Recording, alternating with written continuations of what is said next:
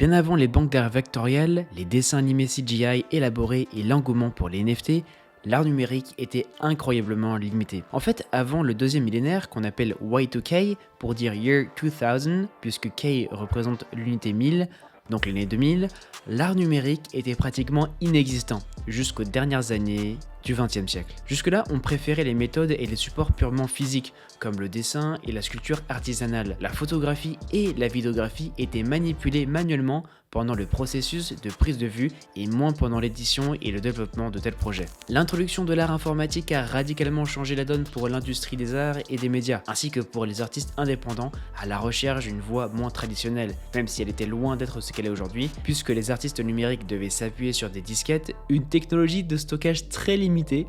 Pour vous donner une idée, à la fin des années 80, on pouvait stocker au maximum 1,51 mégaoctets, de quoi attendrir une simple clé USB moderne capable de stocker plusieurs dizaines de gigas. Mais alors, comment l'art digital est-il progressivement apparu ?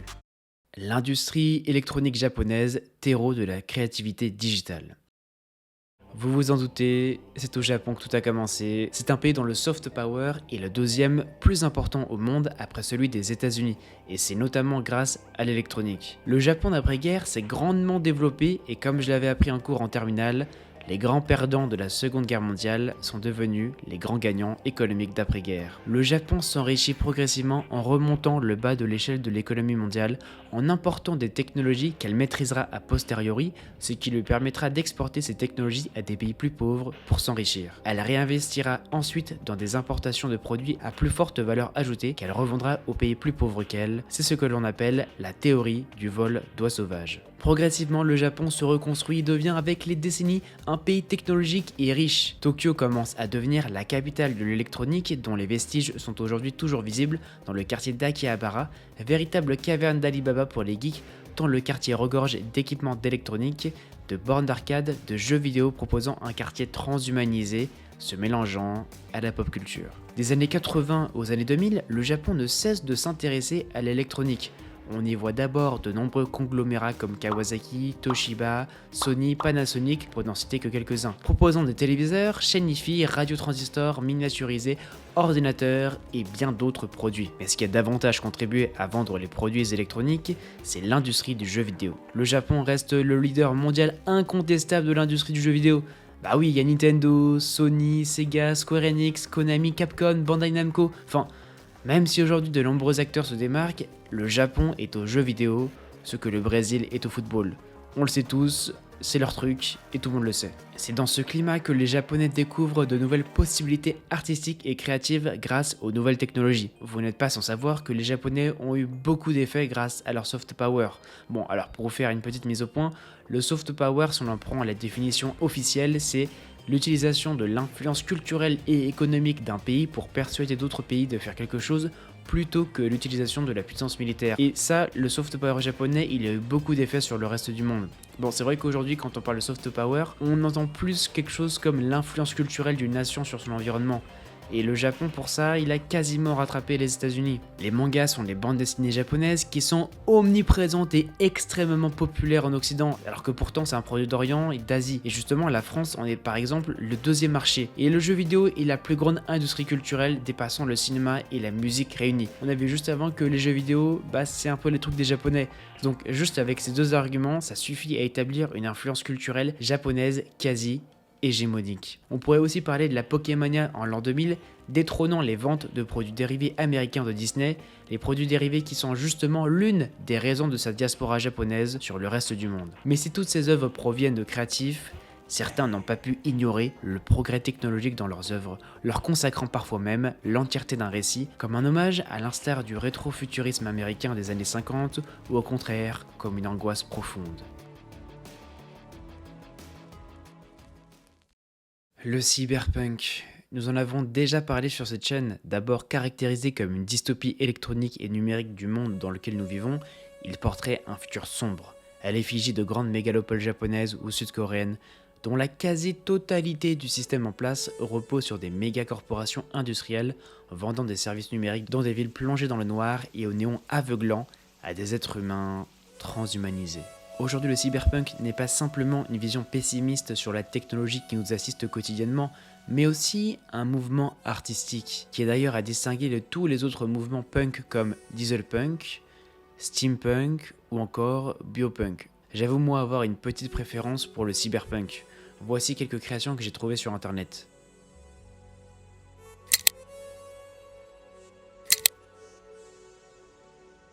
Le cyberpunk est inspiré de nombreux créateurs comme Katsuhiro Otomo, ayant réalisé son très célèbre film Akira, adapté de son manga phare éponyme. Franchement, quel film! Il faut que vous le regardiez au moins une fois ce film. On pourrait aussi citer Ghost in the Shell, non, pas ça, pas cette merde, ça, voilà. Aussi un archétype du genre que je vous recommande. Il existe également de nombreux films américains qui représentent très bien le genre, vraiment regardez-les. Mais si le cyberpunk traduit une angoisse d'un futur hyper connecté, ou d'un monde où le numérique nous dépasse et nous engloutit, il y a aussi surtout la peur de le perdre, ce monde numérique. Vous avez sûrement déjà entendu parler du bug de l'an 2000, une projection anxieuse dans laquelle nous aurions un problème de codage des systèmes informatiques qui, selon les prévisions, allait causer des ravages dans les ordinateurs et les réseaux informatiques du monde entier au début de l'an 2000, détruisant le monde numérique. Enfin bref, une chose en entraînant une autre, si l'électronique, le hardware, c'est-à-dire le support donc, était au sommet de la technologie, il fallait bien que le software évolue également, puisqu'il constitue deux faces de la même pièce.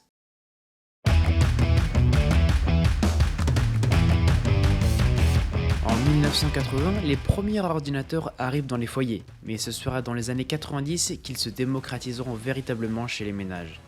À cette époque, à Tokyo, ce qui va contribuer à faire émerger l'art digital au sein de la société, c'est la scène de la mode de rue, également connue sous le nom de mouvement Urahara, en plein essor. Désormais, des designers légendaires travaillent avec des directeurs artistiques et des créateurs d'avant-garde pour faire la publicité de leur collection. Les tout premiers travaux qui contribuèrent à faire connaître l'art digital, ce sont les centres commerciaux La Forêt Harajuku et Parco de Tokyo, connus pour leurs boutiques fashion adressées à la jeunesse qui furent réputés pour leurs panneaux publicitaires de mode éclectique, dont le succès était dû au progrès de l'art numérique. Vous voulez des noms, n'est-ce pas? Ok, bon. Mais alors, qui est le pionnier? Qui a fait ça en premier? Eh bien, c'est le directeur créatif et mania de la publicité, Katsunori Aoki, dont les travaux s'affichent à l'écran, qui a travaillé sur quelques projets avec l'artiste numérique encore plus emblématique, Ichiro Tanida pour La Forêt. L'artiste susmentionné a été l'un des premiers artistes japonais à s'attaquer à l'art 3D.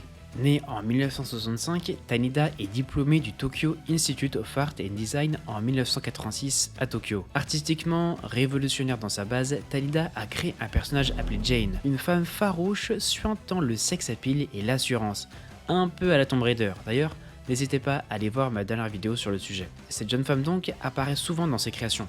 Mais alors pourquoi choisir une femme? Au Japon, pays particulièrement machiste même s'ils ne le reconnaissent pas forcément, le graphiste a déclaré qu'il préférait dessiner des femmes puissantes car il pense qu'une augmentation de la représentation de figures féminines fortes pourrait améliorer la société moderne. Donc mesdames, celle-là, c'est pour vous. Respect. Le style distinctif de Tanida se caractérise par des proportions semblables à celles des figurines de collection et des textures intéressantes comme son éclat plastique caractéristique sur ces sujets avec un mélange d'apparence réaliste. Moi, ce style 3D qui étire en largeur le visage des personnages me rappelle le show Roly Poly Oly. Je sais pas pourquoi, mais ça me rappelle ça. C'était un show que je regardais quand j'étais petit et ça m'a fait me replonger un peu dans ces années-là et j'avais d'ailleurs totalement oublié ce show que j'ai redécouvert grâce à Tanida. Par ailleurs, Tanida représente bien la société japonaise en incorporant des formes classiques de marins de lycée ainsi que des hommes d'affaires japonais qu'on appelle d'ailleurs des salaryman. Alors les salaryman, ça désigne un petit peu le style de vie masculin dans lequel le travail et les collègues de travail occupent l'essentiel du temps et des centres d'intérêt du salaryman, ce qui est une vie d'ailleurs assez triste, je trouve. Pour en revenir à Tanida, son art rappelle brillamment les tendances de l'an 2000 et du cyberespace. Le cyberespace est une notion clé qui prend tout son sens, surtout au Japon, puisque c'est l'un des pays pionniers du numérique, on l'a vu. On pourrait définir le cyberespace comme une zone où gravitent les informations, idées, programmes et services interconnectés et où communiquent les acteurs situés de part et d'autre du monde. Ces interconnexions donnent naissance à une étendue massive de données stockées et partagées. À la base, c'est William Gibson dans son livre Neuromancer qui l'évoque pour la première fois. dont la définition pessimiste qu'il en fait a permis d'influencer l'art et de créer même des courants artistiques comme le cyberpunk notamment, on l'a vu juste avant. En bref, l'art de Tanida est pittoresquement une représentation artistique numérique des années 2000, s'inspirant d'un cyberespace naissant, mais aussi de la fièvre des jeux vidéo. Son art reste aujourd'hui inspirant et donc intemporel.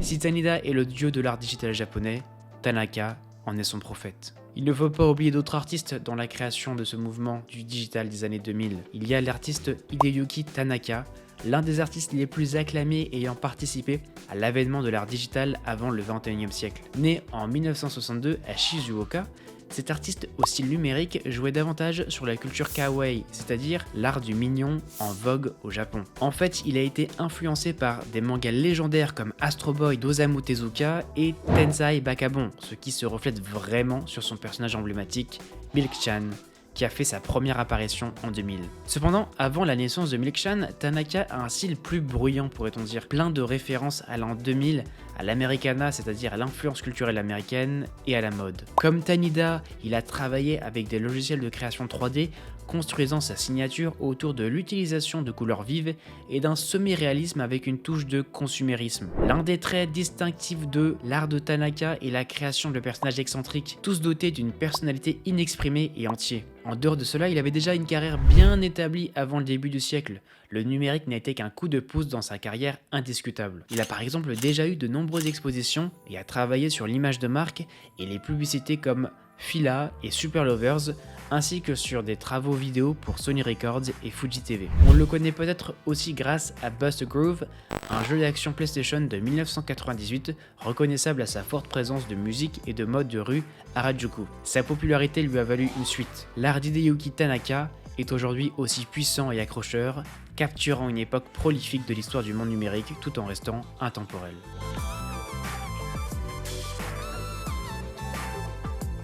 En outre, l'art informatique a fortement influencé la qualité des jeux vidéo. À l'époque, et encore aujourd'hui, le Japon était l'un des pays leaders dans l'industrie du jeu vidéo. Outre la popularité des salles d'arcade et des consoles de jeux innovantes, les graphismes des jeux étaient d'un autre niveau à cette époque. Le constant progrès technologique a permis de nouvelles capacités de calcul aux ordinateurs. On pouvait à présent produire directement de la 3D de son ordinateur. C'est notamment l'entreprise Commodore International qui a vendu des Amiga, des ordinateurs spécialisés pour l'animation 3D qui a été très utilisé dans l'industrie du jeu vidéo et plus simplement de la vidéo. Alors ce visuel précis qui s'affiche à l'écran, c'est une bande démo d'Amiga que j'ai retrouvé sur le clip de Nublu, un rappeur estonien que j'ai écouté durant mon voyage en Estonie. Bon, on en reparlera peut-être plus en détail un jour, soit sur un live Twitch ou ici. Ce visuel est typique des années 80-90. Pour moi, encore une fois, il me rappelle Roly Poly Oly avec son personnage un peu bibendum, aux courbes géométriques polygonées. Par conséquent, l'art numérique pouvait se démocratiser pour tous, mais surtout pour les artistes qui avaient de nouveaux outils numériques. Quant à l'industrie du jeu vidéo, il était très difficile de capturer des mouvements fluides et naturels et des effets engageants avec les logiciels de l'époque. Mais les progrès de l'infographie ont permis de passer des visuels minimalistes et pixelisés des années 80, observés dans des jeux tels que Donkey Kong et Pac-Man, à des graphiques 3D plus fluides et plus interactifs. Si vous vous intéressez à l'animation dans le jeu vidéo, je vous recommande l'excellente chaîne YouTube Animation Video Game Study qui, comme son nom anglophone l'indique, étudie et explique l'animation dans les jeux vidéo. Alors l'auteur, c'est un gros fan de Metroid tout comme moi, et c'est comme ça que je l'ai découvert d'ailleurs. Certains jeux ont révolutionné les graphismes du monde du jeu vidéo.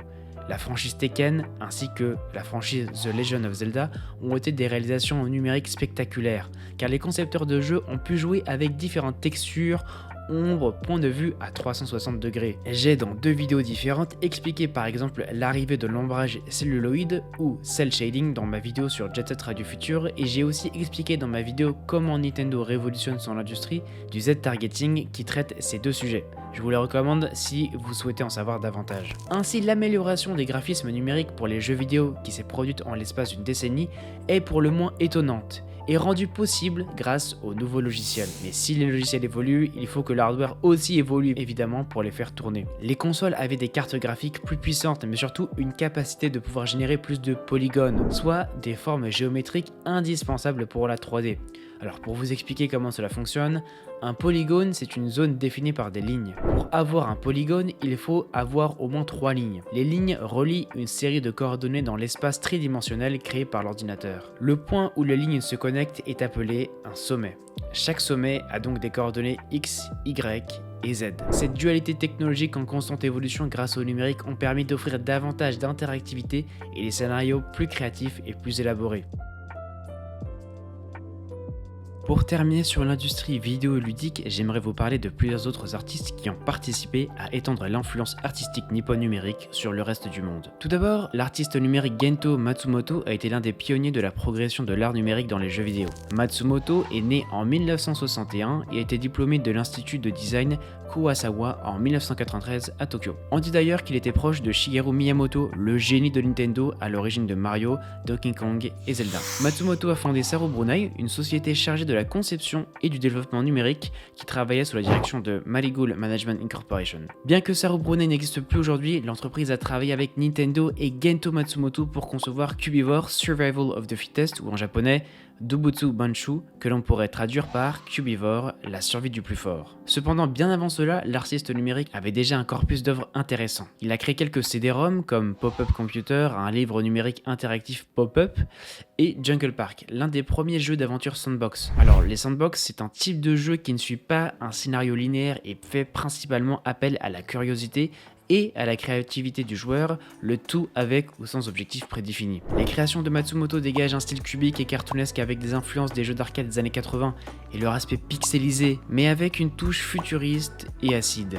Minimaliste mais audacieux et lumineux, Matsumoto a réussi tous les designs et a remporté de nombreux prix comme le Japan Software Award et le Best Interactive Award, entre autres. Un fait moins connu à propos de Gento Matsumoto est qu'il a passé 6 mois en prison en raison d'infractions au code de la route et qu'il a publié ses propres carnets de prison sous forme de livres numériques, enfin électroniques, et je ne pense pas que les gens se rendent compte à quel point c'est novateur. Mais après ma question moi c'est, est-ce que c'était un moyen d'utiliser à n'importe quelle occasion une nouvelle technologie ou était-ce une véritable passion? Par ailleurs, Norio Nakamura a également participé à la rénovation des jeux vidéo des années 90. En 1997, il a créé un logiciel de jeux vidéo pour la PlayStation de Sony appelé Intelligent Cube. C'est un jeu de puzzle dans lequel vous deviez avancer sur une plateforme faite de cubes tout en éliminant certains cubes à leur approche. Cependant, il est plus connu pour son brillant style de conception graphique. C'est un style minimaliste, discret, mais subtilement futuriste et incroyablement intelligent. Né en 67, Nakamura a réalisé une œuvre considérable composée de publicités,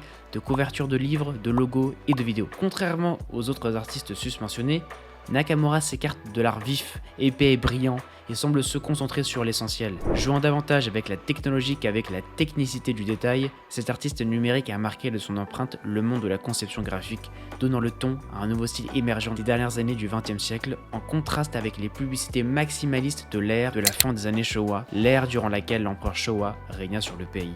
Malgré la richesse des œuvres de ces artistes numériques, les progrès de l'art numérique au Japon étaient encore minimes par rapport aux œuvres d'artistes contemporains qui circulent désormais librement sur internet. En fait, l'art numérique sort de son royaume 2D et trouve sa place dans les musées comme le Teamlabs Borderless de Tokyo, ayant eu aussi son happening entre le 15 mai et le 9 septembre 2018 à Paris. Alors pour la petite anecdote, moi j'étais d'ailleurs censé y aller avec mes amis Nathan et Grégory pour un projet étudiant lors de mes premières années d'études, mais finalement j'ai pas pu y aller.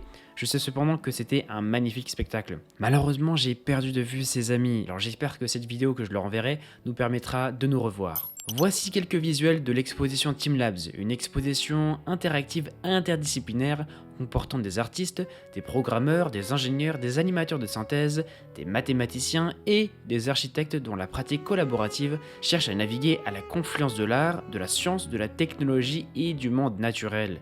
Teamlab vise à explorer la relation entre le soi et le monde et les nouvelles perceptions à travers l'art. Ainsi, d'un collectif Teamlab jusqu'aux influenceurs Instagram virtuels comme Ima, une fille virtuelle avec une équipe basée à Tokyo, on se rend compte que le numérique devient artistique et s'expose comme un médium à part entière comme le cinéma ou la peinture. Même les concerts, comme on l'a déjà vu à plusieurs reprises sur cette chaîne, prennent une nouvelle forme, comme la soirée de sortie d'album Virtual Distortion du rappeur KZM, réalisé en collaboration avec Varp, qui a pris la forme d'un concert virtuel accessible en ligne au milieu de la pandémie de 2020. On peut dire que l'art numérique principalement venu du Japon a parcouru un long chemin et il vaut mieux se rappeler qu'il doit encore attendre sa forme la plus élevée et la plus excentrique. Merci beaucoup d'avoir pris le temps de regarder cette vidéo. Je tenais à remercier également Exit Number 5 alias Mizuki Kuri, qui est la personne qui a écrit un article de base que j'ai repris et retravaillé de mon côté, de mes propres recherches et incorporé de mon propre vécu. Mais c'est la première vidéo et l'unique sur ma chaîne sur laquelle j'ai repris d'autres articles et pas simplement écrit moi mes propres pensées et fait le travail tout seul. Donc je tenais à lui rendre hommage. Vous trouverez également son article en description. Encore une fois, n'oubliez pas de vous abonner si la vidéo vous a plu et si vous souhaitez me soutenir. J'ai également un TikTok sur lequel je poste de temps en temps des vidéos de ma vie quotidienne ou surtout des compléments de vidéos un peu plus courtes sur les sujets que vous retrouvez sur ma chaîne YouTube, comme par exemple le numérique, l'art, etc. Merci encore pour tout et puis moi je vous dis à très vite pour une prochaine vidéo. C'était Alex.